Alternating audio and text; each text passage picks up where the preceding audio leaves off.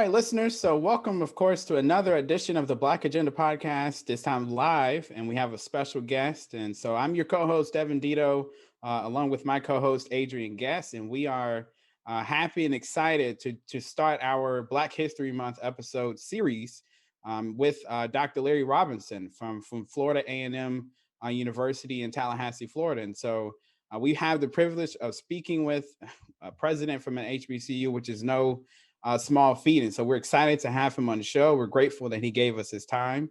And so just to give you a little bit of background about Dr. Robertson, he is, like I say, he is the president of Florida A&M University, better known as FAMU. And on the show, he became the university's 12th president in 2017. And he is a distinguished professor and researcher in the School of the Environment at FAMU. And so, Dr. Robinson, we're happy to have you on the show, and we appreciate you giving us your time. Well, thank you, Devin. It's my pleasure to be here. And as you talk to HBCU presidents and leaders around the country, I'm just pleased to be among those that you decided to interview. So I feel very privileged to have the opportunity to talk to you this evening. Thank you. And we appreciate you coming on. And so let's kind of start. We wanted to start with the history, of course, the history and the value of historically Black colleges and universities. And so, in your own background, you started out at a historically Black college, which is Lemoyne Owen College in Memphis. And so, you started there and you transferred to what was then Memphis State University, which is now the University of Memphis. And then you went on to receive your doctorate in nuclear chemistry from Washington University in St. Louis. And so we just wanted to kind of start and ask you, when you were coming up as a young man back then, what were your views and thoughts when it came to the importance of HBCUs and the value of them?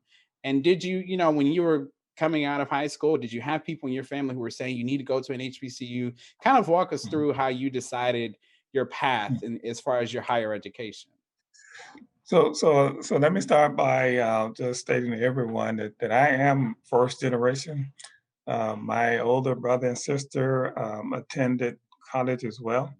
Uh, my older sister and I both attended Lemoyne Owen. My older brother attended a small private PWI in Memphis called the Christian Brothers, and he went on to the University of Memphis get a master's in physics. My sister got her master's degree in business from the Monoan. And so it was a remarkable experience at the Monoan. My parents, my grandparents, in particular my grandmother, had this dream that we would all go to college someday. And the Monoan provided the perfect opportunity for me. And going to Lemoyne and then moving to some of these other institution types made me really appreciate the value of an HBCU experience. It's ironic that I was told to transfer from Lemoyne because as a chemistry major, I was told that if I wanted to go into graduate school, which I was interested in, then it would be in my best interest to go to a place that had a certified chemistry program, right? And not knowing any better, right? That's what I did. But I will tell you this: um, the experience at the Monon was nurturing, encouraging. I told people I wanted to go to graduate school. People said, well, maybe you can do better by going to medical school. I didn't want to be a doctor, but the point is, they were trying to project me forward, right? They had Mhm. total confidence in my ability to become something or somebody. I had a slightly different experience when I, went across town. And one of those things that really shocked me was that there was a expectation that somehow the educational quality was different or lower. So I was required to audit, my science courses that I took at the Illinois, until I started, doing better than some of the other students in those classes, and then that experiment ended. So what I learned immediately was that the rigor and quality of those courses at the Illinois that I took in chemistry and so forth were just as rigorous as the place across town. The perception, however, was different, right? Mhm. But what really makes the difference for HBCUs in general, and this is what I tell parents all of the time, certainly at FAMU. So when you come to us, you don't have to prove to us that you have the innate ability to be anything that you want to be. In fact, we expect you to be great, right? And we need you to be great because our entire culture and the society in general needs you to be great. And so we have that expectation. And so you don't have to worry about some of the nonsense about proving that you can be a scientist, a chemist, or a doctor, or lawyer. That's what we expect you to become. But more important, we need you to become that in order to preserve the culture and really tend to the issues that we confront as a people. That's a that's an excellent perspective, Dr. Robinson, because it really just goes deep into why we need HBCUs in the first place. And, some people think that HBCUs just came about because African Americans were maybe the pioneers of school choice, but it really came down to the fact that education just wasn't freely given to us like it was Right. for the majority group. There was a Yep. time when we just had to kind of go on our own and establish our own schools. And our second question, Dr. Robinson, kind of speaks to that. Tell us a little bit about that perseverance that people like your founders, Thomas Gibbs and Thomas Tucker, had to have in starting a college like that, and even that you and your colleagues, that dedication that you have to have when you're Right. coming up against such inequality, and the fact that society almost constantly puts people of color down. Yeah. Okay. I often tell people to think about it in this context. Can you imagine? Just imagine on October the 3rd, 1887, the first day that this institution started as the normal school for colors, right? How much a challenge that had to have been, how much struggle they had to endure just to get to that point. But to get to 1888, 1889, just think about the struggles and challenges that they had to endure. And so, as tough as the challenges that we face are, I am certain that throughout our history, our 133-year history at Florida A&M University, that we have seen some tougher times, but we have persevered because we understand and believe in the mission, and we understand and know that our job is not yet done. I gave a speech once to our students at the President's Convocation, and I sort of walked them through that history. Talked about what it must have been like in 1887, what it must have been like during the Great Depression, and of course we all know how it was during the era of social injustice, violence against African Americans, and so forth. But we persevered. And the question I challenged them with is, why do you think we did that, right? Why do you think those folks went through all of that uh, in order to preserve this institution? And the answer is simple. And it's the same answer I told them then. And that is, those folks back in 1887 knew that the class of 2021 was coming and they had to make a place for them. They couldn't count on anybody else to do it. They couldn't rely upon the rest of society to educate African Americans. We had to take that into our own hands. We had to take responsibility for that. Others would may have done it in a way that would have been to their best interest, but we had to do it in a way that preserved the culture, but also got our students ready for the challenges of then and the challenges of now, as well as what we, anticipate might happen in the future. So we owe it to all of those who persevered, gave their lives, because if you really think about it, the one of the most valuable commodities that people have tried so hard to deprive people of in terms of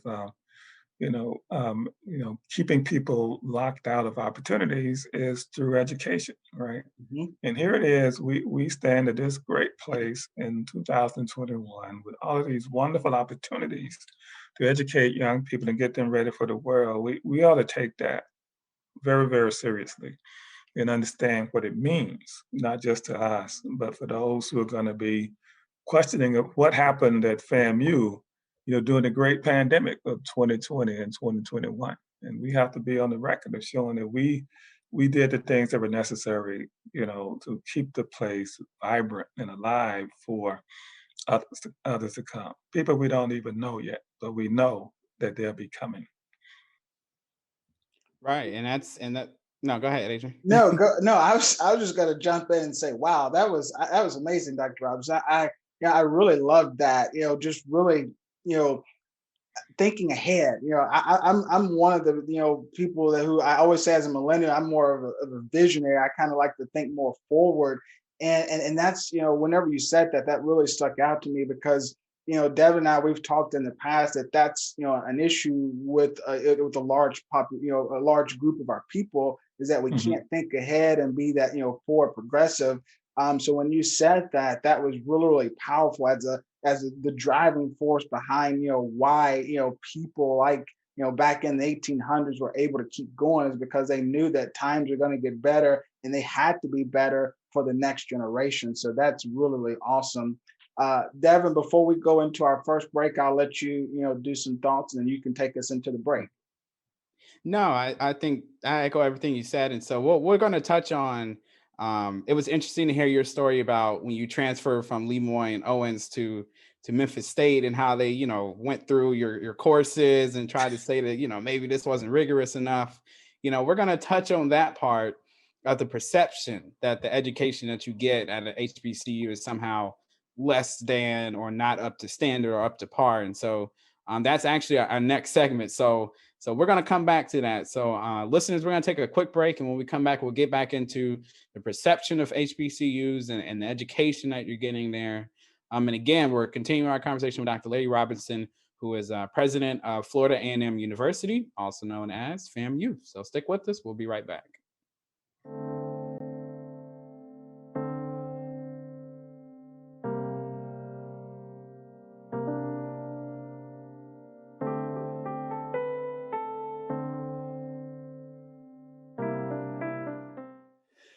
All right, viewers, let's get back into our interview. Remember, today we have Dr. Larry Robinson, president of FAMU, with us today, who's talking to us about HBCUs and how vitally important they are.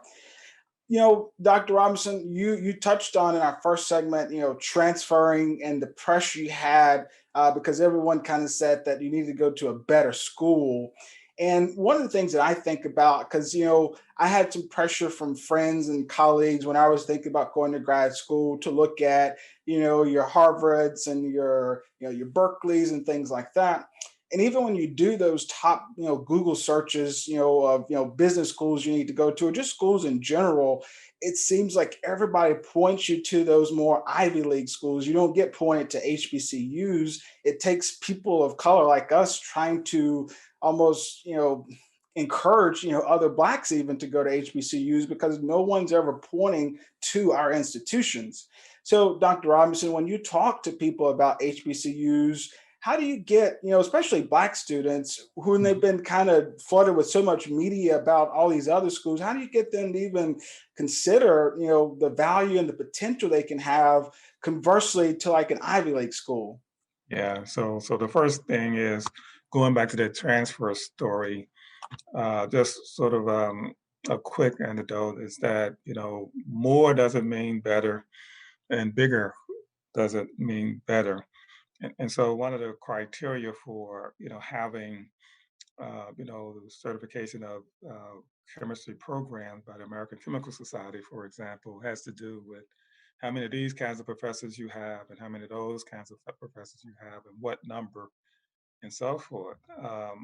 But it's really in terms of the educational experience is what that relationship is that a student has with those professors that's really going to help determine how well they do and the quality of that overall educational experience.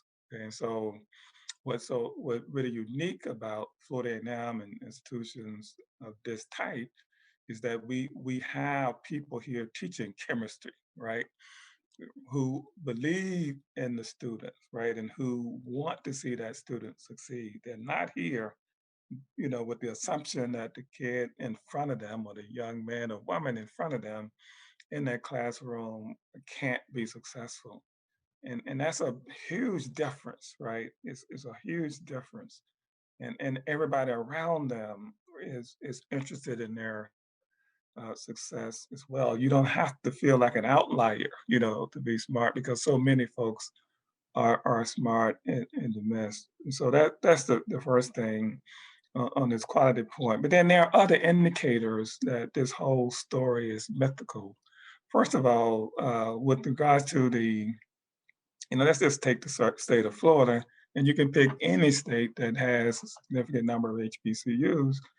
We created the African American middle class in this state, because where else could you have gone if you were going to get a college degree, but of the, four HBCUs in this Mhm. state, and we're the only public HBCU in this state, by the way. And so, all of the successes where people now are privileged to be able to send their daughters to other schools, who are residents of this state and around the country, you really have to give a lot of credit to the education that they got at somebody's historically Black college or university, right? And so we wouldn't be in these positions were it not for that. But then there's this story that sometimes goes unnoticed, and that is if you really look at where institutions like Washington University and Ivy League schools go to get African Americans who go into graduate and professional programs, guess where they come, right? FAMU, along with our counterparts, we lead the nation in terms of the institutions of origin where African Americans come from and go on to get these post-baccalaureate degrees, PhDs in particular, in STEM and other related disciplines. It's really, really amazing. Plus, what people are beginning to realize is that we have a number of graduate and professional programs of our own that get students to that so-called next level, where you're talking about law, pharmacy, medical schools, all of these things we have, and we have a track record of students who do amazing things when they leave, right? And sometimes we spend so much time on the sort of input parameters, we forget about the real measure of success of an institution is what the graduates do when they leave. And so when I think about all of the people, some of these graduates that we've had, like, John Thompson, the chairman of the board, Microsoft, right, who got his education right here at FAMU, is chairing the board of, arguably the largest or one of the largest companies in the world. We have people like Keisha Lance Bottoms, a graduate of FAMU, who's who's running the largest, Yeah. African American, city, so to speak, or one of the major cities in the southern United States and the United States in general, and on, right? And so there are so many examples where people who've come to our institutions and gotten the skills that are needed to go out and compete against anybody, no matter where they came from or where they went to school in this nation. And so that's the real story. It's not often, told because it doesn't serve the interests of those who want to portray something different. But when you start looking at the fact that, we produce one out of every five graduate in this country at the undergraduate level, and we constitute, what, 3% or so of all of the institutions in this country.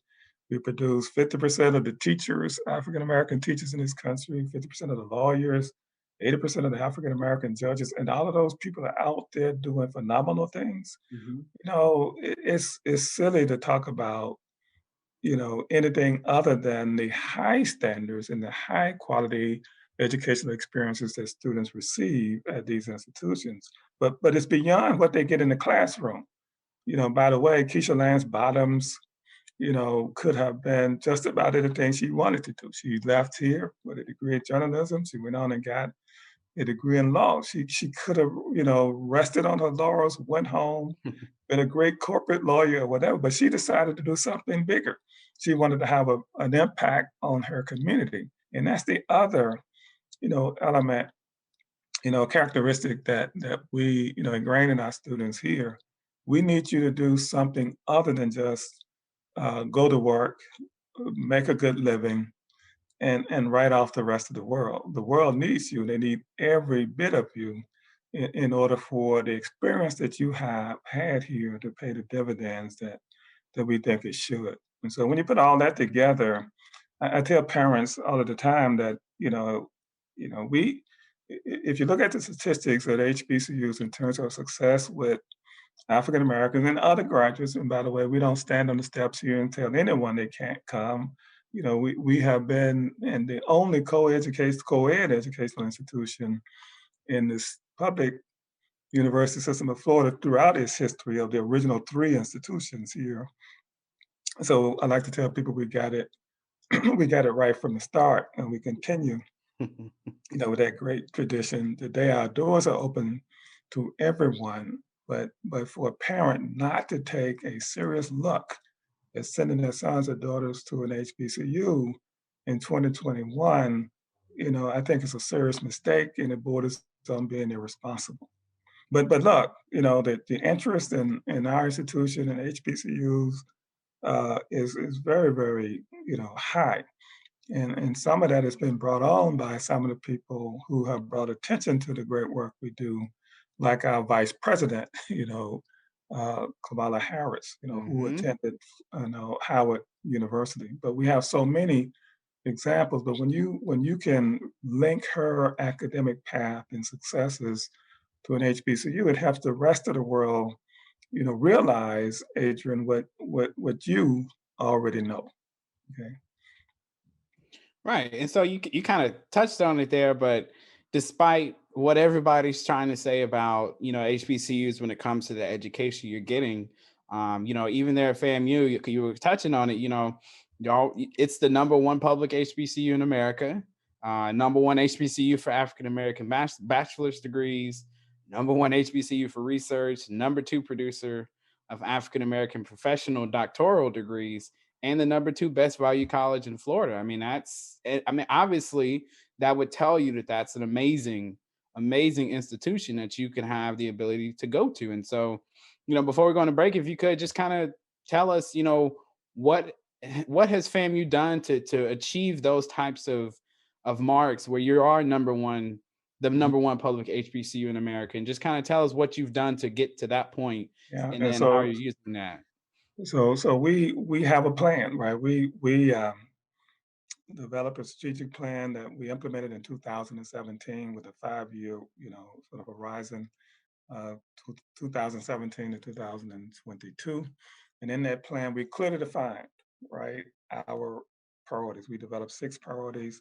The number one priority is what we call an exceptional student experience. And really, all of the other 5 tie back to that priority. And so we all know what our purpose is, right? We all know why we are here.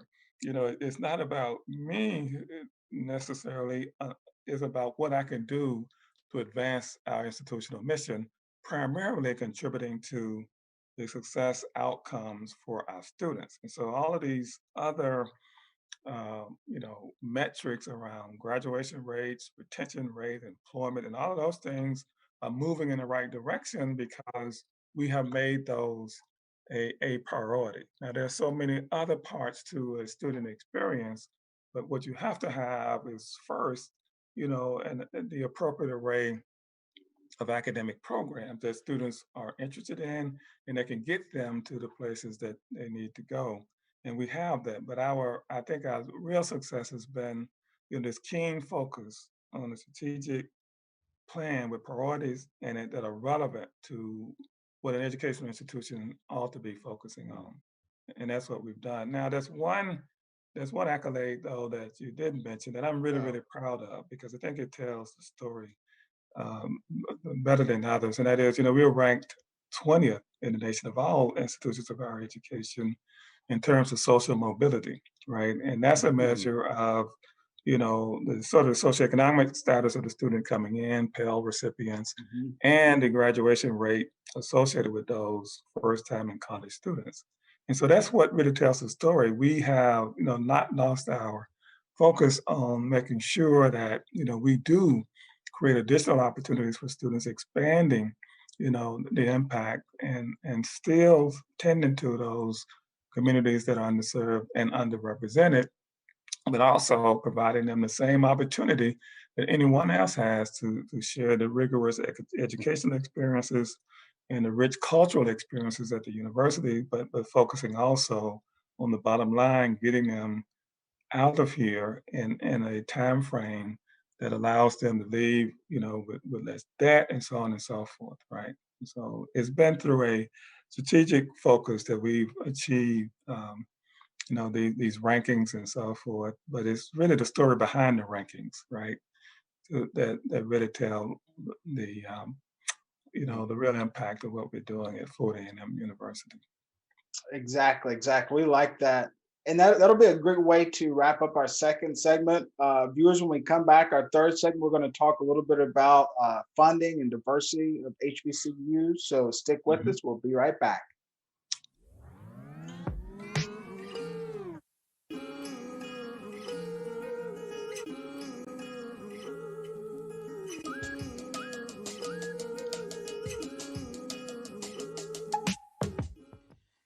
All right, listeners. So we are continuing our conversation with Dr. Larry Robinson, who is the president of Florida A&M, aka FAMU. And so we are again happy to have him on the show. And so, Dr. Robinson, we talked a little bit in the last segment about, some of the achievements as far as rankings when it comes to increasing the value of the education that students are getting at Florida A&M. But we know that you did that with challenges, some huge challenges, particularly when it comes to funding. And so Yes. we know that has been an issue for decades, trying to get proper funding to historically black colleges and universities. And so it's, right now we know the pandemic is raging and Congress is getting ready to shovel out, $1.9 trillion to help with checks and schools and testing and vaccines. And so, we just wanted to ask you, we know that funding for HBCUs has been an issue, and it was a hot topic during the election because, President Trump was saying that he had, signed some more permanent funding. But if you had a chance to kind of speak to Congress right now, as they're getting ready to pass this relief bill, if you had a chance to speak to Congress and President Biden, what would you say to them about why it's important to properly fund HBCUs going into the future and things like that? Right. And so part of the story, Devin, is the lack of funding that has occurred traditionally throughout our history, right? And so we're in a catch-up mode, right? I mean, we really are. And if you think about what we've gotten done in spite of being inadequately funded from federal sources as well as state sources, that's still, a remarkable story. However, we have to fight the battle to make sure we get our fair share from Washington and from the state. Then we have to do our own, right? We can't depend totally upon anyone, these entities to support us. But the message to Washington would be, and by the way, we really appreciate the CARES Act monies and the HERF one and HERF two monies that we've gotten and we will receive.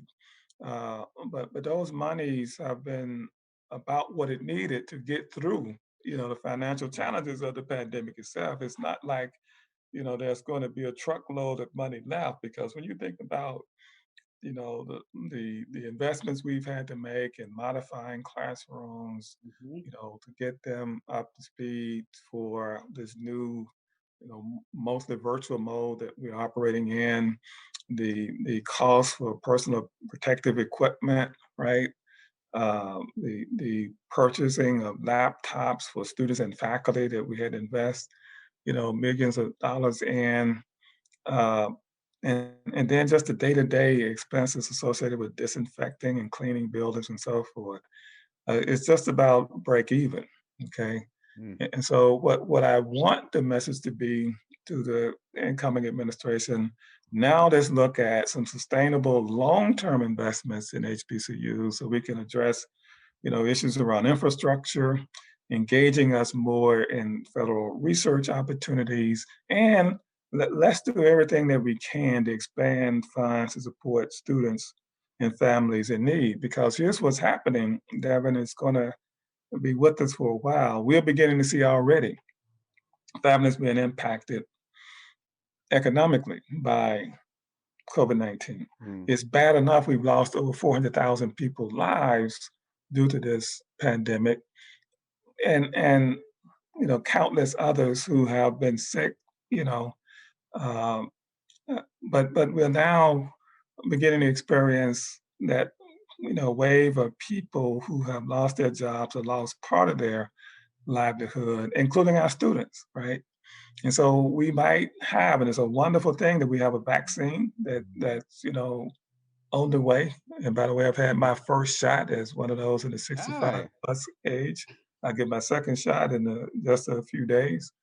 However, these other elements are going to be with us for a while. And so while we might think it's adequate just to provide money to support getting through the pandemic, I'm worried about the financial circumstances for these students that we serve and their parents, for a couple of years, down the road, if not longer. So making it easier for them financially, to go to Florida A&M University and other historically black colleges is tremendously important. So like expanding the amount of money is available via Pell and mm, looking at, not just sort of a short-term, non-recurring investments is where I want to go. And by the way, when it comes to research, if we properly invest in HBCUs, a lot of the disparities that we're seeing, that COVID-19 has sort of pulled back, the lid on for the rest of the world to see. We have seen this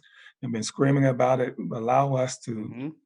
fund the research to get at these problems, right? And if we can get that message across, then I think the next pandemic or whatever it is, we'll be in a much better position. And in order to get there, though, we're going to have to invest in historical black colleges and its research infrastructure to do that. You know, you're So now I was go going to ahead. say you're absolutely right. I mean, we started our show talking about education and the importance and the value, and how you talked about all of these other things are just symptoms of a population that hasn't been properly educated, and how we need to have HBCUs as a part of that medicine, to kind of give the people what they need so that they can actually move towards success. So it's just great that you kind of highlighted that, because it just really speaks well to what we've been trying to push ever since we started in 2020, and what we as a people really need, because it comes back to the education. And Hmm. the other thing that we wanted to ask, Dr. Robson, in this, and this is something that some people may say it's an issue, some people may say it's not, but we just kind of wanted to get your perspective on this. Now, when you look at an HBCU, definitely if you look at FAMU, and probably by large all HBCUs, you're going to see that the student body is predominantly African American. That's just kind of what the nature is. Obviously, that's kind of what HBCUs were established for. So our question to you, and thinking about how this whole separate but equal funding of HBCUs to other schools, do you think that HBCUs would gain more support if their student bodies were more diverse? And do you think HBCUs should even have to be focused on diversity because of the nature of why they were established? Yeah, and so just to be transparent, I established a diversity and inclusion, council at this university somewhere around 2017, 2018, because we have to live the standard that we expect others to live by. And so we are just as interested in diversity within the people who work here, and then really, if you looked at our faculty, you find it incredibly diverse. But then I think the assumption is that that diversity doesn't exist in our student body, when in fact it does, right? We probably have somewhere, by the way, we have students, from 35 states, 70 countries or so, right? So it's amazingly diverse. They come from Florida, Georgia. I mean, it's just amazing, where our students come from. But I believe somewhere around 15% of our graduates are non-African American. So it's a fairly diverse environment already. We actually have, we rolled it out last year. We have a recruitment video, in English. We have it in Spanish, right? Because we realize that they should have the opportunity, like anyone else, to experience the wonderful opportunities that we provide at this university.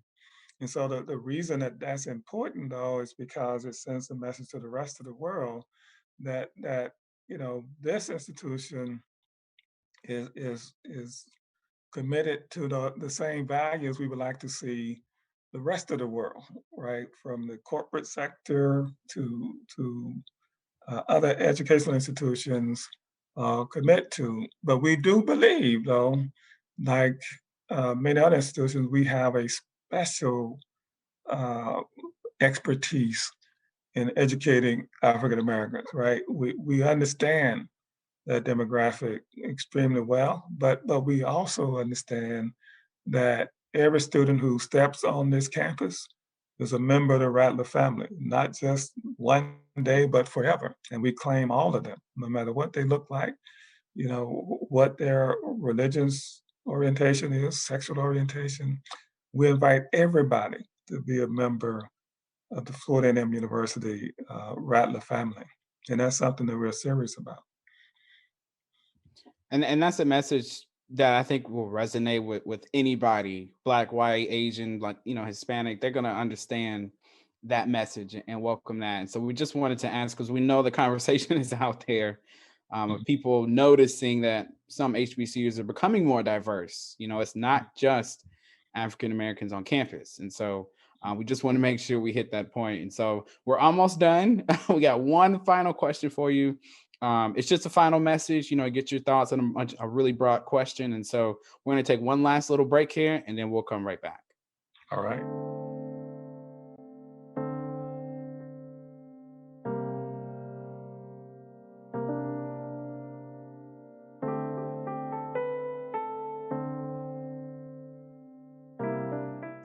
All right, viewers, let's go ahead and wrap this up. As always at the Black Agenda, we like to pose kind of a final message to our guests to kind of set them up and kind of wrap the episode up in a good bow and send it off to you guys. So remember, we are joined today with Dr. Larry Robinson from FAMU. He's a president there, the 12th president of the university. So Dr. Robinson, again, we really, really appreciate you being here with us today. To kind of set the stage for your final message, we're in Black History Month, and we felt that, HBCUs kind of have a special place in history for Black Americans, because in our mind, it's kind of the point where we as a people decide to kind of take back a right that was stripped from us because education is so important. And when you think about how HBCUs have really worked to play key roles throughout history to kind of blossom and even propel some of the greatest minds of the civil rights movement, you can see how vitally important, HBCUs were to us even obtaining civil rights. So in a way, you all, who work in HBCUs, y'all have been fighting a good fight for a long time, putting in countless hours and a lot of elbow grease. But one of the things that Devin and I understand is that, at some point you're going to retire. At some point, the endowment could shrink. So whenever we're thinking about HBCUs and we're thinking about the message you said that your founders had about this institution being around for generations to come, we would like you to tell us and tell our listeners, what do you need from people like us in the community? Because we know you're working hard. We know you're putting in those hours. But as a final message, tell us, what do you need from the community to make sure that HBCUs are going to be around for generations to come? Right. So first of all, I think we have to be very, very careful about the messages that we, you know, portray regarding these institutions. I tell, some of our graduates all of the time that, when you have had a successful career as a result of attending Florida A&M University, and you decide not to give back to the institution because you had a bad experience, in financial aid in your freshman year, right? That's that's really kind of that's problematic. And so I think what we have to show the world and expect from ourselves is that we have to support these institutions in every way possible. And in some of you, like you and Devin, y'all can write big checks, right? Some people will write small checks, but others will work on our behalf in terms of their roles in Congress or state legislatures and municipal offices and so forth. But you're always fighting on our behalf. And the one thing you have to do is put a fire hose to any nonsense that tends to portray a different message when you know better, right? So you might hear something negative about an HBCU, and hear the same thing about another institution, and not give it a second thought. But for us, that story might resonate, in the media for days and in your minds for days. But we have to get beyond that. We have to embrace and adopt these institutions and recognize that they're the ones that got us there, right, to where we are. Otherwise, we are back in this boat depending solely upon others to support that. That's a bad proposition altogether. So far, we're really having a banner year at FAMU and fundraising. And I have to give a huge shout out to our alums who have stepped up over the last few years in terms of their contributions to the university. Well, they're really doing some amazing things, right? But just because you didn't go here, right, or graduate from here, doesn't mean you can't support us. So you're always looking to support the institution in any and every way that you can, because it's important that when we go out and make the case for the private sector to give to FAMU, that we have clear and undeniable evidence that we're doing the same things ourselves. Yeah. So that's just one of the messages that we have to realize. And then please know that for every African American success story that you might find elsewhere, you might find a lot more of those stories at our HBCUs. And we just haven't always told those, right? And so we need those of you out there who know those stories to tell them, right? You went to school with some of these great folks who you sat beside in your classroom, and what I do in our freshman orientation programs, when they let me speak anyway, I tell the students to look to their left and look to their right and recognize that they're looking into the faces of America's future leaders, right? I want all of you to be successful. And that's what we need to tell people.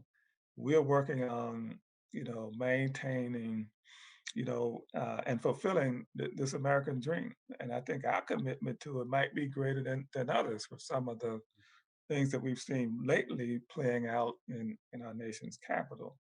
And that's one of the things we can always count on is that, we will fight the fight in a peaceful and orderly way when things aren't right. And that's what some of the peaceful marches were about this past year because of some of the heinous acts that happened, on the behalf of others to African Americans around this country.